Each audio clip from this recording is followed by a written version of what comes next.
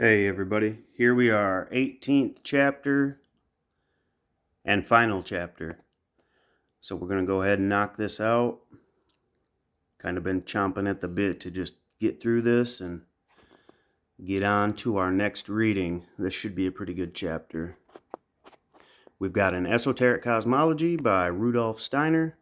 Website I'm using is rsarchive.org, which is a storehouse of many writings by Steiner. And here we are, chapter 18, The Apocalypse. It has been said many times in the course of these lectures that Christianity marks the turning point of human evolution. All the religions have their raison d'etre, hopefully I said that right, and have been partial manifestations of the Logos, but none have changed the world so deeply as Christianity. Those who have not seen are those who have not known the mysteries. Through Christianity, certain fundamental teachings of the ancient mysteries, for example, those which dealt with morality, the immortality of the soul by resurrection or the second birth, were given to the whole world. Before Christianity, supersensible truth was revealed in the rites and dramatic rituals of the mysteries. Since then, we have believed in it as it was revealed in the divine personality of Christ. But in every epoch, there has been a difference between esoteric truth as known to the initiates and its exoteric form, which has been adapted to the multitude and expressed in the religions. The same applies to Christianity. What is written in the Gospels is the message, the good tidings announced to all the world. But there was a more profound teaching. It is contained in the Apocalypse in the form of symbols. There is a way of reading the Apocalypse which can only now be made public, but it was practiced in the Middle Ages, in the occult schools of the Rosicrucians.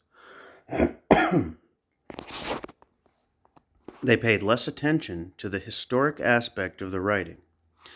The question of its author and all the problems which occupy the minds of modern theologians who only seek to discover the outer historical circumstances. Theology today only knows the shell of the Apocalypse and has neglected its essence and core. The Rosicrucians were concerned with the prophetic utterances, with the eternal truths. Occultism in general is not concerned with the history of a single evolutionary cycle or period, but with the inner history of human evolution as a whole. True, occultism is at pains to discover the first manifestations of the life of our planetary system and the earlier stages of man's existence, but it looks forward through the millennia to a divine humanity, to a time when the earth herself will have changed in substance and in form. Is it possible to predict the far distant future? It is indeed possible, because all that has finally to become physical in the future already exists in germ, in archetypal form. The plan of evolution is contained in archetypal thought. Nothing comes into being in the physical world which in its broad lines has not been foreseen and prefigured in the devaconic world. Individual freedom and power of initiative depends upon the manner of the realization of this truth. Esoteric Christianity is not based upon vague and sentimental idealism, but upon a realization born of a knowledge of the higher worlds. Such was the knowledge possessed by the author of the Apocalypse, the seer of Patmos, who gave a picture of the future of humanity. Let us try to envisage this future in the light of cosmological principles which we have been studying in these lectures. Certain visions of the past and also of the future were revealed to the pupils in the Rosicrucian schools, and then, in order that they might interpret these visions, they were told to study the Apocalypse. We will proceed in the same way and consider how man has gradually become what he is today, and what lies before him in the future. We have spoken of the ancient continent of Atlantis and of the Atlanteans, who had only a primitive consciousness of the I towards the end of their period. The I here meaning individual. The I am. The post-Atlantean civilizations were as follows. 1. Pre-Vedic civilization in the south of Asia and in India, the beginning of Aryan culture. Not Aryan in the sense of anything to do with what the Germans were putting forth. Aryan in the sense of Hindu. Number 2, the epoch of Zoroaster, comprising the civilization of ancient Persia. Number 3, Egyptian civilization, including the Chaldean and Semitic. The first germs of Christianity were laid down in this epoch among the Hebrew people. 4. Greco-Roman civilization, the era of the birth of Christianity. Number 5. A new epoch commenced at the time of the migrations of the peoples and of the invasions. The heritage of the Greco-Roman civilization was taken over by the races of the north, the Celts, the Germanic peoples, and the Slavs. We ourselves are living in this epoch. It is a later transformation of the Greco-Roman culture, brought about by the invigorating impulses of new races under the influence of Christianity mingled with the leaven of the East, which was brought into Europe by the Arabs. The essential mission of this epoch of civilization is to adapt man to the physical plane, to develop reason and practical logic, to immerse intelligence in physical matter, so that matter may be understood and finally mastered. In this hard and difficult task, which is reaching its culmination point in our own day, man has temporarily forgotten the higher worlds whence he came. If we compare our intellectuality with that of the Chaldeans, for example, it is easy to see how much we have acquired, and yet how much we have lost.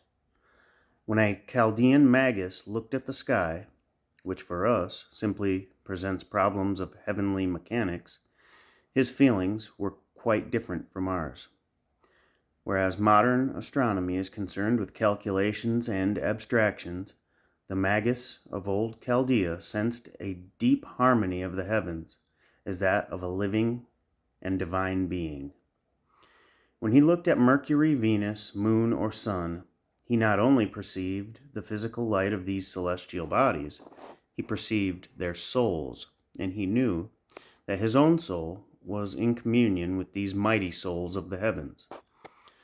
Their forces of attraction or repulsion seemed to be a marvelous symphony of divine will.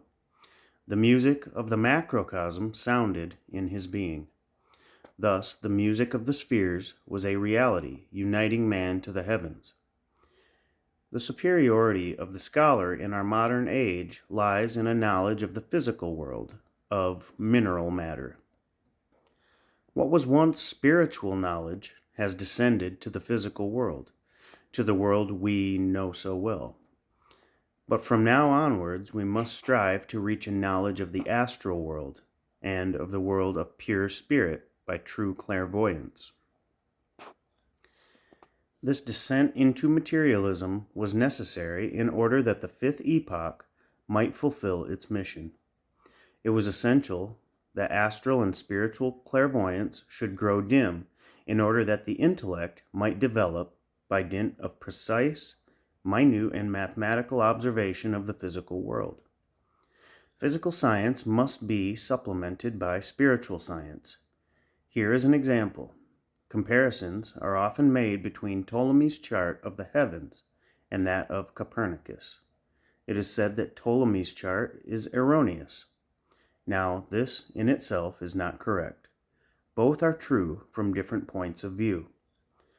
Ptolemy's chart is concerned with the astral world, where the earth is seen in the center of the planets, including the sun. The map of the heavens given by Copernicus was prepared from the point of view of the physical world. The sun is at the center of the solar system.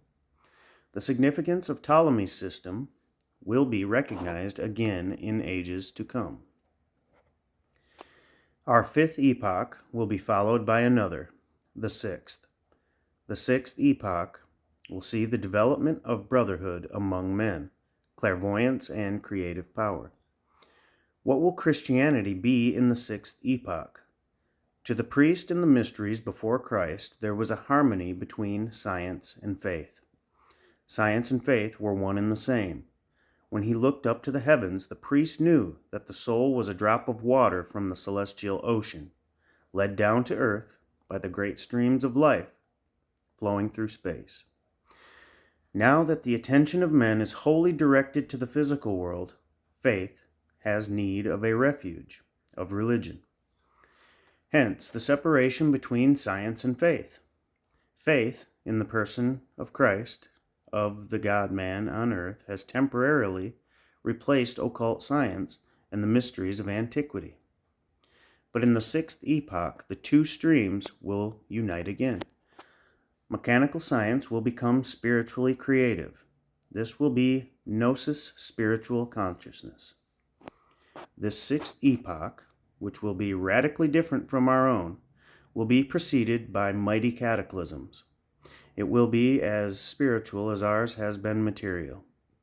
But the transformation can only be brought about by physical catastrophes. The sixth epoch will prepare for the seventh epoch. This seventh epoch will be the end of the post-Atlantean civilizations, and conditions of earthly life will be entirely different from those we know. At the end of the seventh epoch, there will be a revolution of the elements analogous to that which put an end to Atlantis, and the subsequent eras will know a spirituality prepared by the two preceding post-Atlantean periods. Thus, there are 7 great epochs of Aryan civilization, in which the laws of evolution slowly come to expression. At first, man has within him what he later sees around him. Let me say that again. At first, man has within him what he later sees around him. All that is actually around us now passed out from us in a preceding epoch when our being was still mingled with the earth, moon, and sun. This cosmic being, from whom the man of today and all kingdoms of nature have issued, is referred to in the Kabbalah as Adam Kadmon. Adam Kadmon embraced all the manifold aspects of man as we know him today in the various races and peoples. All that lives today in the inner being of man, his thoughts, his feelings, will find expression in the outer world and become his surroundings. The future lies within man. He is free to make it good or evil. Just as he has already left the animal kingdom behind him, so the evil in him today will form a race of degenerate beings. In our age, man can to a certain extent hide the good and evil within him, but a time will come when he can no longer do so. A time will come when he is no longer able to do so, when the good and evil will be written in indelible characters upon his countenance, upon his body, nay, even upon the very face of the earth.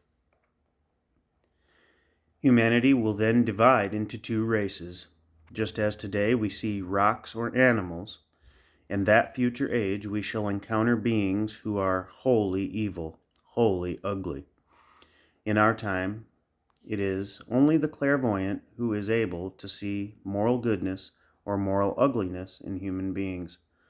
But when man's very features express his karma, human beings will divide into groups of themselves, according to the stream to which they manifestly belong, according to whether the lower nature has been conquered or whether it has conquered the spirit.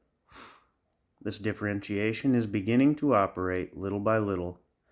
When we derive understanding of the future from the past and strive to realize the ideal of this future, its plan begins to unfold before us.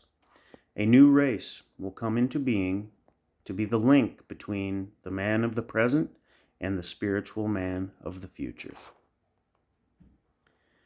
It was taught in Manichaeism that from our age onwards the souls of men would begin to transmute into good the evil which will manifest in full force in the sixth epoch. In other words, human souls must be strong enough to bring good out of evil by a process of spiritual alchemy. When the earth begins to recapitulate the previous phases of its evolution, there will first be a reunion with the moon, and then of this earth-moon with the sun.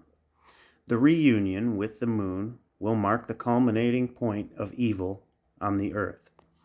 The reunion of the sun will signify, on the other hand, the advent of happiness and the reign of the elect. Man will bear the signs of the 7 great phases of the earth. The book with the 7 seals, spoken of in Apocalypse, will be opened. The woman clothed with the sun, who has the moon under her feet, refers to the age when the earth will once again be united with sun and moon. The trumpets of judgment will sound, for the earth will have passed into the devachanic condition, where the ruling principle is not light, but sound. The hallmark of the end of earthly existence will be that the Christ principle permeates all humanity.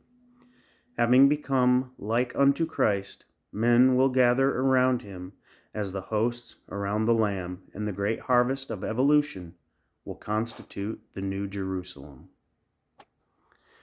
And that is it, everybody. I do appreciate you tuning in. I appreciate the feedback and the comments. Go ahead, keep it coming. If you have anything to add to the discussion, it's definitely welcome.